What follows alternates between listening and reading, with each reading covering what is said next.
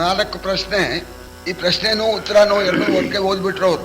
4 ಪ್ರಶ್ನೆಗೆ ಅವನು ಮೊದಲನೇದು ಈ ಯಕ್ಷ ಕೇಳತಕ್ಕಂಥದ್ದು. ಅದಕ್ಕೆ ಆ 4 ಪ್ರಶ್ನೆಗೆ ಉತ್ತರ ಅದು ಒಂದೊಂದಕ್ಕೆ ಒಂದೊಂದು ಅದೇ ರೀತಿ ಒಂದು ಪದ್ಯದಿಂದ ಉತ್ತರ ಕೊಡ್ತಾ ಇದ್ದಾನೆ. ಸಮುದ್ರಕ್ಕೆ ಸಮಾನವಾಗಿರ್ತಕ್ಕಂಥ ಸರೋವರ ಯಾವುದು ಅಂತ ಕೇಳಿದ. ಆಕಾಶ ಸಮುದ್ರಕ್ಕೆ ಸಮಾನವಾಗಿರ್ತಕ್ಕಂಥ ಸರೋವರ. ಈ ಭೂಮಿಗೆ ಹಿತವನ್ನು ಮಾಡತಕ್ಕವನು ಯಾರು? 2ನೇ ಪ್ರಶ್ನೆ. ಶಕ್ರ, ಇಂದ್ರ. ಯಾಕೆಂದ್ರೆ ಮಳೆ ಕೊಡ್ತಾನೆ.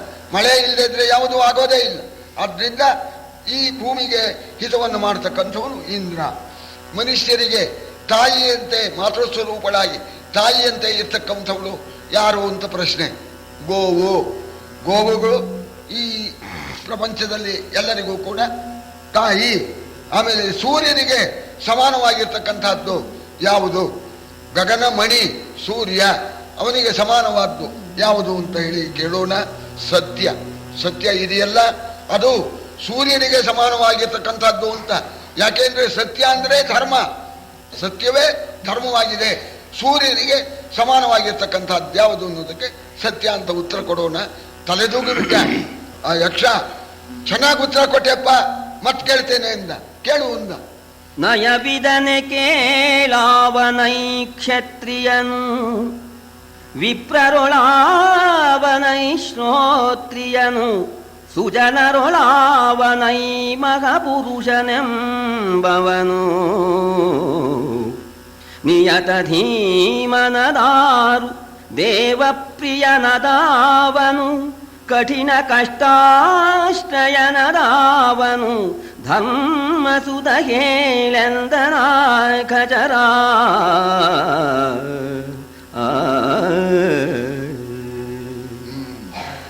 ಅವನೇ ಕ್ಷತ್ರಿಯನು.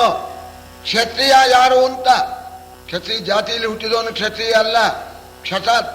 ಕ್ಷತಾತ್ರಾಯತ ಇತ್ಯುದಗ್ರಹ ಕ್ಷತ್ರಸ್ಯ ಶಬ್ದೋ ಭುವನೇಶು ರೂಢ. ಕ್ಷತ್ರಿಯ ಅಂತಂದ್ರೆ ಪ್ರಜೆಗಳನ್ನ ಆಪತ್ತಿನಿಂದ ಕಾಪಾಡ್ತಕ್ಕವನು. ಕ್ಷತ ಅಂದ್ರೆ ಗಾಯ, ಆಪತ್ತು. ತಮ್ಮ ಪ್ರಜೆಗಳನ್ನ ಆಪತ್ತಿಂದ ಕಾಪಾಡ್ತಕ್ಕಂಥವನಿಗೆ ಕ್ಷತ್ರಿಯ ಅಂತ ಹೇಳ್ತಾರೆ ಅಂತ ಕಾಳಿದಾಸ ರಘುವಂಶದಲ್ಲಿ ಹೇಳಿದ್ದಾನೆ. ಕ್ಷತ್ರಿಯ ಯಾರು? 4 ಪ್ರಶ್ನೆ. 4 ಪ್ರಶ್ನೆಗೆ ಧೃತಿಯುತ ಕ್ಷತ್ರಿಯನು, ವೇದ ಪ್ರತಿಯುತ ಶ್ರೋತ್ರಿಯನು, ಅಹಿಂಸಾರದನು ಮಹಪುರುಷನು, ಸುಧೀಮನು ಸಾಧು ಸೇವಕನು, ಸತತ ಪರರುಪಕಾರಿ ದೇವ ಪ್ರದತಿ ಪ್ರಿಯನು, ಸತತ ಪರರುಪಕಾರಿ ದೇವ ಪ್ರದತಿ ಪ್ರಿಯನು, ಪರರ ಗುಣದುನ್ನತವ ಸಹೀರಿಸದವನು ಕಷ್ಟನು ಯಕ್ಷ ಕೇಳೆಲ್ದ. 6 ಪ್ರಶ್ನೆ. 2ನೇ ಪದ್ಯದಲ್ಲಿ 6 ಪ್ರಶ್ನೆ ಒಟ್ಟಿಗೆ ಕೇಳ್ತಾನೆ. 6 ಪ್ರಶ್ನೆಗೆ ಒಟ್ಟಿಗೆ ಉತ್ತರ ಕೊಡ್ತಾ ಇದ್ದಾನೆ. ಕ್ಷತ್ರಿಯ ಅಂದ್ರೆ ಪ್ರಜೆಗಳಿಗೆ ಉಂಟಾಗಿರ್ತಕ್ಕ ಸಂಕಟವನ್ನ ಪರಿಹಾರ ಮಾಡತಕ್ಕವನು, ಧೈರ್ಯವೇ ಮುಖ್ಯವಾಗಿ ಉಳ್ಳವನು ಅಂತ. ಧೃತಿಯುತನು ಕ್ಷತ್ರಿಯನು ಅಂತ. ಆ ಧೈರ್ಯ ಇದ್ರೆ ನುಗ್ತಾನೆ, ಶತ್ರುಗಳನ್ನು ಬಲಿ ಹಾಕಿ ಪ್ರಜೆಗಳನ್ನ ಕಾಪಾಡ್ತಾನೆ. ಅದರಿಂದ ಧೈರ್ಯವಂತನೇ ಕ್ಷತ್ರಿಯ.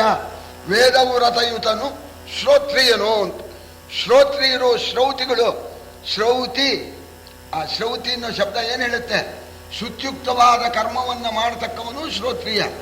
ಅದನ್ನ ಮಾಡದೇ ಇರ್ತಕ್ಕವನು ಶ್ರೋತ್ರಿಯನೇ ಅಲ್ಲ ಅಂತ. ಅದಕ್ಕೆ ಶುಚಿಯುಕ್ತ ವ್ರತಗಳನ್ನ ಕರ್ಮವನ್ನ ಮಾಡತಕ್ಕವನು ಶ್ರೋತ್ರಿಯ. ಹಿಂಸಾರಥನು ಮಹಾಪುರುಷನು. ಒಬ್ಬರಿಗೂ ಮನೋವಾಕಾಯ ಕರ್ಮದಿಂದ ಒಬ್ಬರಿಗೂ ಹಿಂಸೆ ಆಗದಂತೆ ಯಾವಾತನು ನಡವಳಿಕೆ ಇಟ್ಕೊಂಡಿದ್ದಾನೋ ಅವನು ಮಹಾಪುರುಷ. ಆಮೇಲೆ ಸುಧೀಮನು ಸಾಧು ಸೇವಕನು. ಬುದ್ಧಿವಂತ ಅಂತ ಯಾರಿಗೆ ಅರಿಬೇಕು ಅಂತ. ಬುದ್ಧಿವಂತ, ಒಳ್ಳೆ ಬುದ್ಧಿವಂತ ಅಂತ. ಅದು ಸುಧೀಮನು, ಸದ್ಬುದ್ಧಿ ಉಳ್ಳವನು ಯಾರು ಅಂತ ಅಂದ್ರೆ ಸತ್ಪುರುಷರನ್ನ ಸೇವನೆ ಮಾಡ್ತಕ್ಕವನು. ಯಾಕಪ್ಪ ಅಂದ್ರೆ ಸತ್ಪುರುಷರ ಯೋಗ್ಯತೆ ಬಹಳ ದೊಡ್ಡದು. ತ್ರಿಜಗತಿ ಸಜ್ಜನ ಸಂಗತಿ ರೇಖಾ ಭವತಿ ಭವಾರ್ಣವ ತರಣೆ ನೌಕಾ. ಈ 3 ಲೋಕದಲ್ಲಿ ಸಜ್ಜನ ಸಂಗತಿ ರೇಖಾ. ಈ ಭವಸಮುದ್ರವನ್ನ ದಾಟಬೇಕಾದ್ರೆ ಸಜ್ಜನರ ಸಹವಾಸವೇ ಆಗ್ಬೇಕು. ಆ ಸಜ್ಜನ ಸಂಗತಿ, ಸಜ್ಜನರ ಸಹವಾಸ ಏನಿದೆಯೋ ಅದು ಈ 3 ಲೋಕದಲ್ಲಿ ಈ ಸಂಸಾರವೆಂಬತಕ್ಕಂಥ ಭವ ಎಂಬತಕ್ಕ ಈ ಸಂಸಾರ ಎಂಬತಕ್ಕ ಸಮುದ್ರವನ್ನು ದಾಟೋದರಲ್ಲಿ ನೌಕ ಹಡಗು ಅಂತ, ಹಡಗಿಲ್ಲದೆ ಸಮುದ್ರ ದಾಟೋಕ್ಕಾಗತ್ತೆ. ಆದ್ರಿಂದ ಸತ್ಪುರುಷರ ಸೇವೆ ಮಾಡ್ತಕ್ಕವನು ಸಂಸಾರ ದಾಟ್ಕೊಂಡು ಹೋಗ್ತಾನೆ, ಅವನನ್ನೇನೆ ಬುದ್ಧಿವಂತ ಅಂತ ಕರಿಬೇಕು. ಆಮೇಲೆ ಸತತ ಪರರುಪಕಾರಿ ದೇವಪ್ರಿಯನು ಅಂತ. ದೇವಪ್ರಿಯ, ದೇವತೆಗಳು ಅವನ್ನು ಬಹಳ ಕೊಂಡಾಡ್ತಾರೆ ಅಂತ. ಪರರುಪಕಾರಿಯನ್ನು ದೇವತೆಗಳು ಕೊಂಡಾಡ್ತಾರೆ. ಈ ಕಷ್ಟ ಯಾರು ಅಂತ ಕೇಳ್ತಾನೆ. ಪರರ ಗುಣದ ಉನ್ನತಿಯ ಸೈರಿಸದವನು ಕಷ್ಟನು ಅಂತ. ಇನ್ನೊಬ್ರು ಏಳಿಗೆಗೆ ಬಂದ್ಬಿಟ್ರೆ ಅಯ್ಯ ಸಂಕಟ ನೇಣು ಹಾಕೊಳ್ತೇನೆ ಅಂತ ಹೇಳ್ತಾನಲ್ಲ, ನೇಣು ಹಾಕೊಂಡ್ಬಿಡ್ತಾನೆ. ಅವರವರು ಅಭಿವೃದ್ಧಿಗೆ ಬಂದ್ರು ನೀವು ನೇಣು ಹಾಕೊಂಡ ಹಾಕ್ಯ ಹೋಗುವುದು ಅಷ್ಟೇ. ಇನ್ನೊಬ್ಬರ ಅಭಿವೃದ್ಧಿಯನ್ನ ಶ್ರೇಯಸ್ಸನ್ನ ಸಹಿಸದೇ ಇರ್ತಕ್ಕಂಥವನನ್ನ ಕಷ್ಟ, ದುಷ್ಟ, ಭ್ರಷ್ಟ ಅಂತ ಕರಿಬೇಕು. ನಿಂದ್ಯನಾವನ್ ಲೋಕದೊಳಗಭಿವಂದ್ಯನಾವನು ಜೀವವಿರೆ ಮೃತನೆಂದರಾವನು ದೇಶ ಕಳಿಬಹುದಾರ ದೆಸೆಗಿಲ್ದ ಸಂತಯಜ್ಞವರೆಂತು ಕೆಡುವುದು ತಂದೆ ಹೇಳೈ ತನಗೆನಲು ಸಂತಯಜ್ಞವು ಅರೆಂತು ಕೆಡುವುದು ತಂದೆ ಹೇಳೈ ತನಗೆನಲು ಸಾನಂದದಿಂದವೇ ಕಾಣಿಸಿದನು ಆ ಖಚರಗುತ್ತರವ. ಇಬ್ರು ಮಹಾತ್ಮರು. ಆ ಯಕ್ಷ ಯಾರು ಅಂತ ಮುಂದೆ ಗೊತ್ತಾಗತ್ತೆ. ಅವರವರ ಸಂಭಾಷಣೆ ಬಲಪ್ಪ ಅಂತ ಆ ಪ್ರಶ್ನೆ ಕೇಳಿದಾಗ ಧರ್ಮರಾಜನಿಗೆ ಸಂತೋಷ. ಎಲ್ಲ ಎಂಥ ಪ್ರಶ್ನೆ ಕೇಳ್ತಾ ಇದ್ದಾನೆ, ಒಳ್ಳೆ ರಹಸ್ಯದ ವಿಚಾರನೇ ಕೇಳ್ತಾ ಇದ್ದಾನಲ್ಲ ಅಂತ ಹೇಳ್ತಕ್ಕವನಿಗೂ ಉತ್ಸಾಹ. ಇವು ಉತ್ತರ ಕೊಟ್ಕೊಳ್ಳೇನೆ ಅವನಿಗೆ ಇನ್ನೊಂದು ಪ್ರಶ್ನೆ ಕೇಳೋಕೆ ಅವನಿಗೆ ಖುಷಿ. ತಲೆದೂಗ್ತಾ ಇದ್ದಾರಂತೆ ಇಬ್ರು. ಆ ಕೇಳ್ದ, ನಿಂದ್ಯ ಯಾರು, ವಂದ್ಯ ಯಾರು, ಜೀವ ಇದ್ರು ಸತ್ತೋನ್ ಯಾರು, ದೇಶಕ್ಕೆ ಯಾರಿಂದ ತೊಂದರೆ ಉಂಟಾಗುತ್ತೆ ಮತ್ತು ಯಜ್ಞ ಯಾತರಿಂದ ಕೆಟ್ಟ ಹೋಗುತ್ತೆ, ಇದನ್ನ ನನಗೆ ಹೇಳು ಅಂತನ್ನೋಣ. ಆ ಪ್ರಶ್ನೆಗೆ ಬಹಳ ಸಂತೋಷವಾಗಿ ಧರ್ಮರಾಜ ಒಂದೊಂದಕ್ಕೂ ಉತ್ತರ ಕೊಡ್ತಾ ಇದ್ದಾನೆ. ಕೇಳು ಪರನಿಂದಕನೆ ನಿಂದ್ಯನು ಹೇಳಲೇಂ ಪರಹಿತನೆ ವಂದ್ಯನು ಹೇಳಿದಿಚ್ಛೆಗೆ ನಡೆವ ನೃಪನಿಂದ ಅಳಿವುದಾದೇಶ ಕೇಳು ನಡೆವೆನನೇ ದರಿದ್ರನು ನಡೆವ ಹೆಣನೇ ದರಿದ್ರನು ಸಾಲದನಿಸಿದ ದಕ್ಷಿಣೆಯ ಯಜ್ಞಾಳಿ ನಿಷ್ಫಲವೂ ಸಾಲದನಿಸಿದ ದಕ್ಷಿಣೆಯ ಯಜ್ಞಾಳಿ ನಿಷ್ಫಲವೂ ಎಂದು ನುಡಿದನು ರಾಯಕಂತೆಯ. ಪರನಿಂದಕನೇ ನಿಂದ್ಯ ಅಂತ ಯಾವಾಗಲೂ ಇನ್ನೊಬ್ಬರನ್ನು ಬೈಯೋದು, ಇನ್ನೊಬ್ಬರ ದೋಷ ಹುಡ್ಕೋದು, ಈ ಕೆಲಸ ಮಾಡತಕ್ಕವನು ನಿಂದ್ಯ. ಪರನಿಗೆ ಹಿತವನ್ನ ಮಾಡತಕ್ಕಂಥವನು ವಂದ್ಯ. ಸ್ವೇಚ್ಛೆಯಿಂದ ನಡೆಯತಕ್ಕಂಥ ರಾಜನಿಂದ ದೇಶ ಕೆಟ್ಟೋಗುತ್ತೆ ಅಂತ. ರಾಜ ಧರ್ಮವನ್ನ ಮುಂದಿಟ್ಕೊಂಡು ರಾಜ್ಯಭಾರ ಮಾಡಬೇಕು. ತನ್ನ ಇಚ್ಛೆಗೆ ಬಂದಾಗೆ ಇವತ್ತು ಹೀಗೆ ಮಾಡ್ತೇನೆ, ನಾಳೆ ಹಾಗೆ ಮಾಡ್ತೇನೆ ಅಂತ ಹೇಳಿ ಸ್ವೇಚ್ಛಾಚಾರಿಯಾಗಿರ್ತಕ್ಕಂಥ ರಾಜನಿಂದ ದೇಶಕ್ಕೆ ಹಾನಿ ಉಂಟಾಗತ್ತೆ. ಕೇಳು ನಡವೆಡನೆ ದರಿದ್ರನು ಅಂತ. ನಡೆಯತಕ್ಕಂಥ ಹೆಣ ದರಿದ್ರ ಅಂತ, ಅದು ಸತ್ಯಣ, ಇದು ನಡೀತಕ್ಕ ಹೆಣ ಅಂತ. ಇದಕ್ಕೆ ಆ ಬಡತನದಕ್ಕೆ ಒಂದು ತಮಾಷೆಯಾಗಿ ಹೇಳಿದ್ದಾರೆ. ದೊಡ್ಡ ವಿದ್ವಾಂಸ, ಬೇಕಾದಷ್ಟು ಡಿಗ್ರಿ ಪಡ್ಕೊಂಡಿದ್ದಾನೆ, ಕೆಲಸವೇ ಸಿಗಲಿಲ್ಲ, ಸಂಸಾರ ಭಾರ, ಸಂಪಾದನೆ ಮಾಡಬೇಕು ಅಂತ ಹೋಗ್ತಾನೆ, ಅಲ್ಲಿ ಹೋಗ್ತಾನೆ, ಇಲ್ಲಿ ಹೋಗ್ತಾನೆ, ಎಲ್ಲಿ ಹೋದ್ರೂ ಆಗಲಿಲ್ಲ. ಬಹಳ ಬೇಜಾರಾಗೋಗ್ಬಿಡ್ತು. ಸತ್ರು ಸಾಕಪ್ಪ ಅಂತ ಅನ್ನಿಸ್ತು. ಹಾಗೆ ಬರ್ತಾ ಇದ್ದ ಯಾವುದೋ ಒಂದು ಊರಿಗೆ. ಆ ಊರಿಗೆ ರಸ್ತೆ ಸ್ಮಶಾನದ ಹತ್ರ. ಆ ಸ್ಮಶಾನಕ್ಕೆ ಇವ್ನು ಬರೋ ಹೊತ್ತಿಗೆ ಅಲ್ಲೊಂದು ದಾಖಲಾಗಿ ಮಲಗಿಸ್ಬಿಟ್ಟಿದ್ರು. ಮಲಗಿಸ್ಬಿಟ್ಟು ಎಲ್ಲ ಆ ಕಡೆ ಈ ಕಡೆ ಹೋಗಿದ್ರು. ಬಂದು ನೋಡ್ದ, ಸುಖವಾಗಿ ಮಲಗಿತ್ತದು. ನೋಡ್ದ ಎಲ್ಲ ಎಷ್ಟು ಸುಖವಾಗಿ ಮಲಗಿದೆ. ಅಯ್ಯೋ ನಿಜವಾಗೂ ಈಗ ಆದ್ರೆ ಆಗತ್ತೆ, ನಮಗೂ ಅನುಕೂಲಪ್ಪ, ಇದು ಸಾಕಪ್ಪ ಇದು ಅಂತ ಹೇಳಿ ಉತ್ತಿಷ್ಟ ಕ್ಷಣ ಮುದ್ವಗ ಪ್ರಿಯಸಕೆ ದಾರಿದ್ರ್ಯ ಭಾರಂ ಮಮ. ಅಯ್ಯ ಮಿತ್ರ ಹೇಳಪ್ಪ, ಉತ್ತಿಷ್ಟ ಕ್ಷಣಂ ಉದ್ವಗ ಪ್ರಿಯಸಕೆ ದಾರಿದ್ರ್ಯ ಭಾರಂ ಮಮ. ಮಿತ್ರ, ಸ್ನೇಹಿತ, ಹೇಳಯ್ಯ, ಭಾರ ಕಣಯ್ಯ, ದಾರಿದ್ರ್ಯ ಭಾರ, ಈ ಬಡತನದ ಭಾರ ಸ್ವಲ್ಪ ಹೊತ್ಕೊಳ್ಳಪ್ಪ. ಶ್ರಾಂತಸ್ತಾವದಹಂ, ಬಹಳ ಬಳಲಿದ್ದೇನೆ, ಹೊತ್ತು ಹೊತ್ತು ಈ ಬಡತನ ಹೊತ್ತು ಬಹಳ ಸಾಕಾಗಿದೆ. ಚಿರಂ ಮರಣಜಂ ಸೇವೆ ತ್ವದೀಯಂ ಸುಖಂ, ಸುಖವಾಗಿದೆಯಲ್ಲಪ್ಪ ಮರಣ, ಅದನ್ನು ಸ್ವಲ್ಪ ಕೊಡಪ್ಪ, ನನ್ನ ದಾರಿದ್ರ್ಯ ಭಾರ ತಗೊಳಪ್ಪ ಅಂತ ಪ್ರಾರ್ಥನೆ ಮಾಡಿದ. ಸರಿ, ಏನಾಯ್ತು ಮುಂದೆ? ಅದೇನು ಕೊಡ್ತಾ ಆ ಹೆಣ ಯೋಚನೆ ಮಾಡ್ತಂತೆ. ಇತ್ಯುಕ್ತಿಂ ಧನವರ್ಜಿತಸ್ಯ ವಚನಂ ಶ್ರುತ್ವಾ ಸ್ಮಶಾನೆ ಶವಃ. ಮಹಾಬುದ್ಧಿವಂತ. ಸರಿ, ಹೇಳ್ತಾ ಇದ್ದಾನೆ. ಮಿತ್ರ ಅಂದ, ಗುರುತೇ ಇಲ್ಲ, ಯಾವತ್ತೂ ನೋಡೇ ಇಲ್ಲ. ಮಿತ್ರ ಹೇಳಪ್ಪ. ಹೋ, ಈ ಮಾತಿನ ವೈಖರಿ ನೋಡಿ. ಸರಿ, ಟೋಪಿ ಹಾಕೋದಕ್ಕೆ ಹೀಗೆಲ್ಲ ಮಾತಾಡ್ತಾ ಇದ್ದಾನೆ. ಮಿತ್ರ ಅಂತಾನೆ, ಹೇಳು ಅಂತಾನೆ, ಭಾರ ಹೊತ್ಕೊಂತಾನೆ.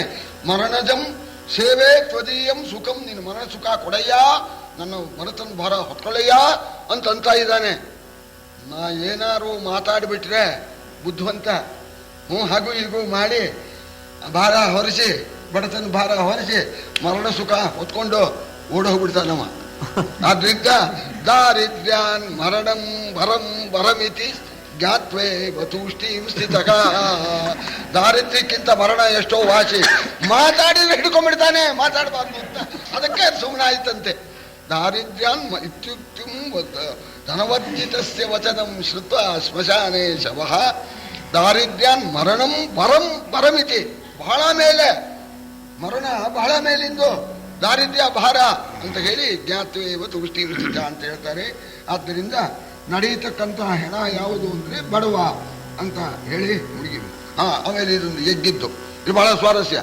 ಯಜ್ಞ ಅಂತ ಇಟ್ಕೊಳ್ಳಿ ಅಥವಾ ವ್ರತ ಅಂತ ಇಟ್ಕೊಳ್ಳಿ, ಪೂಜೆ ಅಂತ ಇಟ್ಕೊಳ್ಳಿ, ಸರಿಯಾಗಿರ್ತಕ್ಕಂಥ ದಕ್ಷಿಣೆ ಕೊಡದೇ ಇದ್ರೆ ಆ ಯಜ್ಞ ಮಾಡಿದರೆ ಹಾನಿಯೇ ಉಂಟಾಗತ್ತೆ ಅಂತ. ಮೃತೋ ಯಜ್ಞ ಸ್ವದಕ್ಷಿಣ, ಸ್ಪಷ್ಟವಾಗಿ ಹೇಳ್ತಾರೆ. ಮೃತೋ ಯಜ್ಞ ಸ್ವದಕ್ಷಿಣ, ಆ ಕರ್ಮಕ್ಕೆ ತಕ್ಕಂತಹ ದಕ್ಷಿಣೆ ಕೊಡದೇ ಇದ್ಮೇಲೆ ಆ ಕರ್ಮ ದಂಡ ಅಂತ, ಸತ್ತಂತೆ ಅಂತ. ಮೃತ ಅಂತ ಹೇಳಿದರು. ಯಾವುದು ಯಜ್ಞ ಯಾವತ್ತರಿಂದ ಕೆಡುತ್ತೆ ಅಂದರೆ ಸರಿಯಾದ ದಕ್ಷಿಣೆ ಕೊಡದೇ ಇದ್ರೆ ಕೆಡುತ್ತೆ ಅಂತ.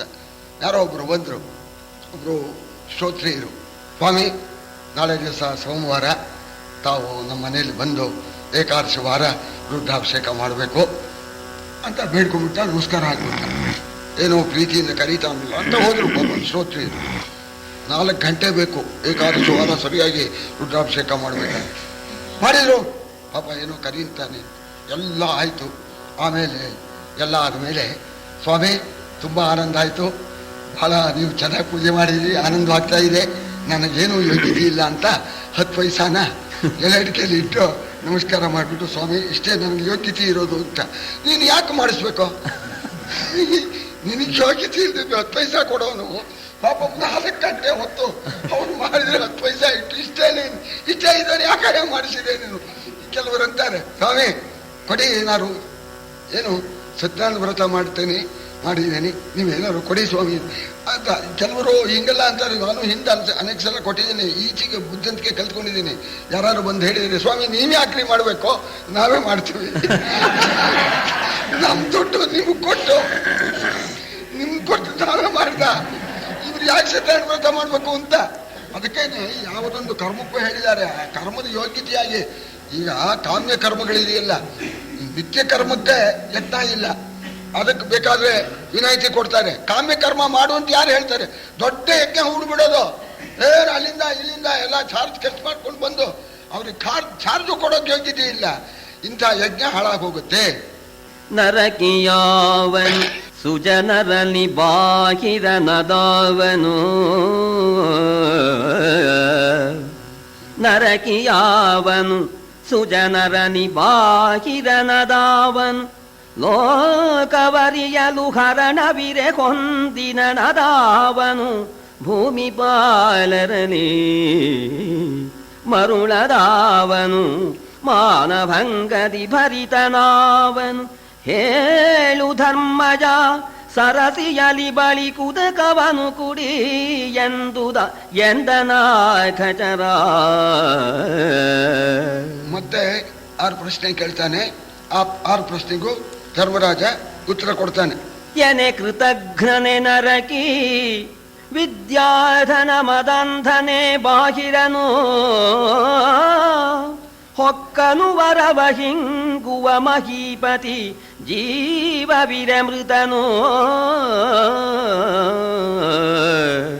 ವಿನುತ ಗುರುವರಿಯದನೆ ಮರುಳು ಅಂಗನೆಯರಲಿ ವಿಶ್ವಾಸ ಪರನೆ ಜನವರಿಯಲಭಿಮಾನಹೀನನು ಯಕ್ಷ ಕೇಳೆಂದ ನರಕಿ ಕಾಯಂ ನರಕದಲ್ಲಿ ವಾಸ ಮಾಡೋನು ಅಂತ. ನರಕಿ ಅಂದ್ರೆ ಕಾಯಂ ನರಕದಲ್ಲಿ ಇರೋನು ಯಾರು ಅಂತ ಪ್ರಶ್ನೆ ಜ್ಞಾಪಕ ಮಾಡ್ಕೋಬೇಕು ತಾವು. ಕೃತಜ್ಞ ಕಾಯಂ ವಾಸ, ಅವನಿಗೆ ಎಲ್ಲೂ ಇಲ್ಲೇ ಕಾಯಂ ವಾಸ, ಮಾಡಿದ್ದನ್ನ ಉಪಕಾರವನ್ನ ಹಾಳು ಮಾಡತಕ್ಕವನು ಕೃತಜ್ಞ ನರಕಿ. ಬಾಹಿರ ಅಯೋಗ್ಯ ಯಾರು ಅಂದ್ರೆ ವಿದ್ಯಾ ಮತ್ತು ಧನ ಈ ಮದದಿಂದ ಅಂಧನಾಗಿದಾನಲ್ಲ ಅವನೇ ಬಾಹಿರ. ರಾಜರಲ್ಲಿ ಪ್ರಾಣ ಇದ್ರು ಸತ್ತೋನು ಯಾರು ಅಂದ್ರೆ ಯುದ್ಧಕ್ಕೆ ಹೋಗಿ ಯುದ್ಧದಲ್ಲಿ ಗೆಲ್ಲದೇನೆ ಪ್ರಾಣನು ಕೊಡದೇನೆ ಪ್ರಾಣ ಭಯದಿಂದ ಜೀವದ ಆಸೆಯಿಂದ ಸರಿ ಬೆನ್ನು ತೋರಿಸಿ ಬರ್ತಾನಲ್ಲ ಅಂತಹ ರಾಜ ಜೀವ ಇದ್ದಾಗಲೂ ಕೂಡ ಜೀವ ಇದ್ದ ಹೆಣ ಅವನು. ಆಮೇಲೆ ಗುರುವನ್ನ ತಿಳಿಯದೇ ಇರ್ತಕ್ಕಂಥವನೇನೆ ಹುಚ್ಚ. ಅಂಗನೆಯರಲ್ಲಿ ಹೆಚ್ಚಾದ ವಿಶ್ವಾಸವನ್ನ ಇಟ್ಕೊಂಡವನೇನೆ ಜನವರಿಗೆ ಅಭಿಮಾನಹೀನನು, ಮಾನಹೀನ ಅಂತ ಹೇಳಿ ಈ ರೀತಿಯಾಗಿ ಒಂದೊಂದು ಪ್ರಶ್ನೆಗೂ ಉತ್ತರ ಕೊಡೋಣ. ಸಂತೋಷವಾಗಿಬಿಟ್ಟು ಈಗ ಇನ್ನು 4 ಪ್ರಶ್ನೆ ಕೇಳ್ತೇನೆ, ಈ 4 ಪ್ರಶ್ನೆಗೆ ಉತ್ತರ ಕೊಟ್ಬಿಡಪ್ಪ ಅಂತ ಹೇಳಿಬಿಟ್ಟು ಕೋಮೋದತೆ ಕಿಮಾಶ್ಚರ್ಯಂ ಕಾವಾರ್ಥ ಕೋಮೋದತೆ ಕಿಮಾಶ್ಚರ್ಯಂ ಕಪ್ಪಂತಹ ಕಾಚವಾರ್ತಿಕ. 4 ಪ್ರಶ್ನೆ. ಕೋಮೋದತೆ ಯಾರು ನಿತ್ಯ ಸಂತೋಷ ಪಡ್ತಕ್ಕವರು, ಬಹಳ ಮುಖ್ಯವಾದ್ದಾದ್ರಿಂದ ಈ ಮೂಲ ಭಾರತದ ಹೇಳ್ತೇನೆ. ಯಾವನು ನಿತ್ಯವಾಗಿಯೂ ಸಂತೋಷ ಪಡ್ತಕ್ಕಂಥವನು ಅಂತ ಪ್ರಶ್ನೆ ಕೇಳಿದ್ದಕ್ಕೆ ಪಂಚಮೇಘನಿ ಷಷ್ಠೇವ ಪಾಕಂ ಪಚತಿ ಯೋ ಗೃಹೆ ಅನುನೀಚ ಅಪ್ರವಾಸೀಚ ಸರಾತ್ರಿಂಚರಮೋದತೆ. ಸಂತೋಷ ಪಡ್ತಕ್ಕವನು ಯಾರು? ಇಂಥ ಗೃಹಸ್ಥ. ಪ್ರತಿ ದಿವಸವೂ 5ನೇ ಮುಹೂರ್ತ ಅಥವಾ 6ನೇ ಮುಹೂರ್ತ ಅಂದ್ರೆ ಸುಮಾರು 2 ಗಂಟೆ ಅಥವಾ 3 ಗಂಟೆಗೆ ಇರಬಹುದು. 2 ಗಂಟೆ ಆಗ್ಬಹುದು ಅಥವಾ 3 ಗಂಟೆ ಆಗ್ಬಹುದು. ಶಾಕಂ ಪಚತಿ ಸ್ವೇ ಗೃಹೆ, ತನ್ನ ಮನೆಯಲ್ಲಿ ತಾನು ಬೆಳೆದಿದ್ದು ಉಪ್ಪು ಸೊಪ್ಪು ಅಡಿಗೆ ಮಾಡಿಬಿಟ್ಟು ಊಟ ಮಾಡ್ತಾನಲ್ಲ. ಅನಿರ್ಣೀಚ ಅಪ್ರವಾಸೀಚ, ಸಾಲ ಇರ್ಕೊಡುದು, ಸಾಲ ಇಲ್ಲದೆ ಋಣ ಇಲ್ಲದೆ ದಿನ ಅಲಿದೇನೆ ಪ್ರವಾಸ ಹೋಗ್ಬಿಡೋದು. ಕಾಲಕ್ಕೆ ಕರ್ಮ ಇಲ್ಲ, ಸಂಧ್ಯಾವಂದನೆ ಇಲ್ಲ, ಒಂದಿಲ್ಲ, ಅಲದ. ಅದಕ್ಕೆ ಅಪ್ರವಾಸೀಚ ಅಂದ್ರು. ಪ್ರವಾಸ ಮಾಡದೆ ಸಾಲ ಮಾಡದೆ ತನ್ನ ಮನೆಯಲ್ಲಿ ತನ್ನ ದೇವರು ಕೊಟ್ಟದ್ದನ್ನ ಉಪ್ಪು ಸೊಪ್ಪು ಇಟ್ಟು 6ನೇ ಮುಹೂರ್ತದಲ್ಲಿ ಊಟ ಮಾಡ್ತಕ್ಕಂಥವನು ಅವನು ಸಂತೋಷ ಪಡ್ತಾನೆ ಅಂತ. ಸಾಲ ಮಾಡಬೇಕಾದ್ರೆ ಖುಷಿಯಂತೆ. ಅದಕ್ಕೆ ನಮ್ಮ ಸರ್ವಜ್ಞ ಬಹಳ ಚೆನ್ನಾಗಿ ಹೇಳಿದ್ದಾನೆ, ಸಾಲವನ್ನು ಕೊಂಬಾಗ ಹಾಲೋಗರುಂಡಂತೆ ಅಂತ. ಹಲವನ್ನ ಊಟ ಮಾಡಿದಾಗ ಸಂತೋಷ, ಹಲವನ್ನ ಊಟ ಮಾಡಿದಾಗ ಎಷ್ಟು ಸಂತೋಷ ಆಗುತ್ತೋ ಅಷ್ಟು ಸಂತೋಷ ಸಾಲ ತಗೋಬೇಕಾದ್ರೆ. ಸಾಲಿಗನು ಬಂದು ಎಳವಾಗ ಲೋ ಮಾಡಿದ್ಯಲ್ಲ ಬಡಿಯೋ ಅಂತ ಸಾಹುಕಾರ ಬಂದು ಕೇಳಿದಾಗ ಕಿಬ್ಬದಿಯ ಕೀಲು ಮುರಿದಂತೆ ಸರ್ವಜ್ಞ ಅಂತ. ಪಕ್ಕದ ಎಲಬಲ್ಲ ದೇಹದ ಎಲಬಲ್ಲ ಮುರಿದಾಗ ಆಗತ್ತೆ ಅಂತ ಹೇಳ್ತಾರೆ. ಅದಕ್ಕೆ ಅನುನೀಚ ಅಪ್ರವಾಸೀಚ ಅಂತ. ಈ ಅನುಣಿ ಅನ್ನೋದ್ರಲ್ಲಿ ಇನ್ನೂ ಒಂದು ಅರ್ಥ ಹೇಳ್ತಾರೆ. ಈ ಜಾಯಮಾನೋವೈ ತ್ರಿಭಿಹಿ ಋಣವಾನ್ ಭವತಿ ಅಂತ. ಬ್ರಾಹ್ಮಣನಿಗೆ 3 ಋಣ ಉಂಟಾಗತ್ತಂತೆ, ತೀರ್ಕೊಳ್ಳೇ ಬರತ್ತಂತೆ. ಆ 3 ಋಣ ತೀರ್ಸ್ಕೋಬೇಕು ಅಂತ. ಅನುಣಿ ಅಂದರೆ ಆ ಋಣವಿಲ್ಲದವನು, ಅವನು ಯಾವಾಗಲೂ ಸಂತೋಷ ಪಡ್ತಾನೆ. ಯಾವುದು ಋಣ ಅಂದರೆ ವೇದಾಭ್ಯಾಸ, ವೇದದ ಅಧ್ಯಾಪನಗಳಿಂದ ಋಷಿ ಋಣ ತೀರಿಸ್ಬೇಕು. ಈ ಯಜ್ಞಯಾಗಾದಿಗಳಿಂದ ದೇವಋಣ ತೀರಿಸ್ಬೇಕು. ದೇವ ಪೂಜಾದಿಗಳು ಜಪ ಇವುಗಳಿಂದ ದೇವಋಣ ತೀರಿಸ್ಬೇಕು. ಸಂತತಿಯಿಂದ ಪಿತೃಋಣ ತೀರಿಸ್ಬೇಕು. ಈ ರೀತಿ ಈ 3 ಋಣಗಳಿಂದ ತೀರಿಸ್ಕೊಂಡಿರ್ತಕ್ಕವನು ಅವನು ಸಂತೋಷ ಪಡ್ತಾನೆ ಅಂತ. ಆಮೇಲೆ ಕಿಮಾಶ್ಚರ್ಯಂ, ಇದೊಂದು ಸ್ವಾರಸ್ಯ. ಇದು ಸಾಮಾನ್ಯವಾಗಿ ಎಲ್ಲರೂ ಹೇಳ್ತಾರೆ. ಅಹನ್ಯಾನಿ ಭೂತಾನಿ ಗಚ್ಚಂತೀಹ ಯಮಾಲಯಂ ಶೇಷಾಹ ಸ್ಥಾವರಮಿಚ್ಛಂತಿ ಕಿಮಾಶ್ಚರ್ಯಂ ಅತಃಪರಂ. ಅಹನ್ಯಾನಿ ಭೂತಾನಿ, ಅಹನ್ಯ ಹೆಜ್ಜೆಜಿಗೋ ನಿಮಿಷಕ್ಕೋ ಭೂತಗಳು ಪ್ರಾಣಿಗಳು ಮನುಷ್ಯರು ಎಲ್ಲ ಸಾಯ್ತಾನೇ ಇದೆ, ನೋಡ್ತಾನೇ ಇದ್ದಾನೆ. ಅಹನ್ಯಾನಿ ಭೂತಾನಿ ಗಚ್ಚಂತೀಹ ಯಮಾಲಯಂ ಶೇಷಾ ಸ್ಥಾವರಮಿಚ್ಛಂತಿ. ಬಾಕಿಯವರು ನಾನು ಬಹಳ ದಿವಸ ಇರಬೇಕು ಅಂತ ಯೋಚನೆ ಮಾಡ್ತಾ ಇದ್ದಾರಲ್ಲ, ಇದಕ್ಕಿಂತ ಇನ್ನು ಆಶ್ಚರ್ಯ ಇದೆ. ಶೇಷಾ ಸ್ಥಾವರಮಿಚ್ಛಂತಿ, ನಾನು 100 ಕಾಲ ಇರಬೇಕು ಅಂತ ಬಯಸ್ತಾನಲ್ಲ, ಸಾಧ್ಯವೇ? ಇದು ಪರಮಾಶ್ಚರ್ಯ ಅಂತ. ಆಮೇಲೆ ಕಪ್ಪಂಥ ಅಂತ ಕೇಳ್ತಾನೆ. ದಾರಿ ಯಾವುದು ಅಂತ. ಅಂದ್ರೆ ಇಲ್ಲಿ ದಾರಿ ಅಂದ್ರೆ ಟವನ್ನಿಗೆ ಹೋಗೋ ದಾರಿ ಅಲ್ಲ. ಶ್ರೇಯಸ್ಸಿಗೆ ಮನುಷ್ಯ ಹುಟ್ಟಿರ್ತಕ್ಕಂಥ ಮನುಷ್ಯನಿಗೆ ಶ್ರೇಯೋ ಮಾರ್ಗ ಯಾವುದು? ಯಾವ ದಾರಿ ಹಿಡಿದ್ರೆ ಅವನು ಮೇಲಕ್ಕೆ ಬರ್ತಾನೆ, ಶ್ರೇಯಸ್ಸನ್ನು ಪಡೀತಾನೆ ಅಂತ. ಅದಕ್ಕೆ ಹೇಳಿದರು ತರ್ಕೋ ಪ್ರತಿಷ್ಠ. ತರ್ಕದಿಂದ ದಾರಿಯನ್ನು ಕಂಡು ಹಿಡಿಯೋಕ್ಕಾಗೋಲ್ಲ. ತರ್ಕ ಅಂತಂದರೆ ತರ್ಕ ತಾನೇ ಅದು. ತರ್ಕಕ್ಕೆ ಪ್ರತಿ ತರ್ಕ ಇದ್ದೇ ಇದೆ. ಅವನು ಹೀಗೂನೇ ಮಾಡಿ ಅದರ ಮೇಲೆ ಇನ್ನೊಂದು ಕೋಟಿ ಮಾಡ್ತಾನೆ. ಅದಕ್ಕೆ ತರ್ಕ ಅಂತನ್ನೋದು ಯಾವತ್ತಿಗೂ ನಿಲ್ತಕ್ಕಂಥದ್ದಲ್ಲ. ತರ್ಕೋ ಪ್ರತಿಷ್ಠ ಶ್ರುತಯಶ್ಚ ಭಿನ್ನ. ವೇದಗಳಲ್ಲೂ ಕೂಡ ಭೇದಗಳಿದೆ. ಶ್ರೇಯ ಮಾರ್ಗನೇ ಹೇಳಿದೆ ಎಲ್ಲ ವೇದಾನು. ಆದರೆ ಒಂದು ವೇದ ಈ ಮೂಲಕ ಹೋಗೋ ನಿನಗೆ ಶ್ರೇಯಸ್ಸಾಗತ್ತೆ ಎನ್ನುತ್ತೆ, ಇನ್ನೊಂದು ವೇದ ಈ ಮಾರ್ಗದಲ್ಲಿ ಹೋಗು ಅನ್ನುತ್ತೆ ಹೇಳುತ್ತೆ. ಅದು ನ್ಯಾಯವೇ ಇದು ನ್ಯಾಯವೇ ಅಂತ. ಎರಡೂ ಶ್ರೇಯ ಮಾರ್ಗವೇ, ಯಾವುದನ್ನು ಹಿಡಿಬೇಕು ಅನುಮಾನ ಬರುತ್ತಲ್ಲ. ಹಾಗೆ ಶ್ರುತಯಶ್ಚ ಭಿನ್ನಾ ನೈಕೋ ಋಷಿ ಯಸ್ಯ ವಚ ಪ್ರಮಾಣಂ. ಋಷಿಗಳು ಒಬ್ಬರಲ್ಲ, ಅನೇಕ ಋಷಿಗಳು, ಎಲ್ಲ ಮಹನೀಯರೇನೆ, ಎಲ್ಲ ಪರಮಾತ್ಮ ಸಾಕ್ಷಾತ್ಕಾರ ಮಾಡಿದವರು. ಒಬ್ಬೊಬ್ಬರು ಒಂದೊಂದು ಹೇಳ್ತಾರೆ. ಯಾರ ಮಾತು ಪ್ರಮಾಣ? ಅವರದ್ದೇ ಇವರದ್ದೇ. ಧರ್ಮಸ್ಯ ತತ್ವ ನಿಹಿತಂ ಗುಹಾಯಾಮ್. ಧರ್ಮದ ಗುಟ್ಟು, ಧರ್ಮದ ರಹಸ್ಯ ಇದು ಗುಟ್ಟಾಗಿದೆ. ಧರ್ಮದ ತತ್ವ ಗುಟ್ಟಾಗಿದೆ, ಬಿಡಿಸೋಕೆ ಬರೋಲ್ಲ. ಮಹಾಜನೋ ಏನ ಗತಸ್ಥ ಪಂಥಾ. ಮಹಾಜನ ಅಂತ ಹೇಳಿದ್ದಾರೆ ಇಲ್ಲಿ, ಬಹುಜನ ಹೇಳಿಲ್ಲ. ಓಟ್ ಹಾಕೋದಕ್ಕೆ ಕೈ ಎತ್ತಿ ಬಿಟ್ರಿ ಅಂತ. ಅದಕ್ಕೆ ಮಹಾಜನ ಅಂತ. ಮಹಾತ್ಮರು ಯಾವ ದಾರಿಯಲ್ಲಿ ಹೋಗ್ತಾರೋ ಆ ದಾರಿಯಲ್ಲಿ ಹೋಗಬೇಕು. ಅದು ಅವನಿಗೆ ಶ್ರೇಯ ಮಾರ್ಗಕ್ಕೆ ಕಾರಣ ಅಂತ ಮಹಾಜನ. ಅದಕ್ಕೆ ನಮ್ಮ ಹಿರಿಯರು ಯಾವ ಮಾರ್ಗದಲ್ಲಿ ಹೋಗ್ತಾರೋ ಆ ಮಾರ್ಗದಲ್ಲಿ ನಾವು ಹೋಗ್ಬೇಕು ಅಂತ. ಇಲ್ಲಿ ಒಟ್ಟಿನೇನು ನಮ್ಮ ಹಿರಿಯರು ಮಹಾತ್ಮರು, ನಮ್ಮ ಹಿರಿಯರು ಅಂದರೆ ನಮ್ಮ ಕುದ್ದವರು ಎಲ್ಲರೂ ಬರೋಲ್ಲ. ಮಹಾತ್ಮರು ಅಂತ ಅನ್ನಿಸ್ಕೊಂಡವರು ಯಾವ ದಾರಿಯಲ್ಲಿ ಹೋಗ್ತಾರೋ ಅದೇ ಶ್ರೇಯಸ್ಸು ಅಂತ. ಏನು ಸಮಾಚಾರ? ಇದೊಂದು ಇದೆಯಿಲ್ಲ. ಏನ್ರಿ ಸಮಾಚಾರ? ಅದಕ್ಕೆ ಬಹಳ ಸ್ವಾರಸ್ಯ ಹೇಳ್ತಾನೆ. ಇದೇ ಸಮಾಚಾರ. ಏನು ಸಮಾಚಾರ?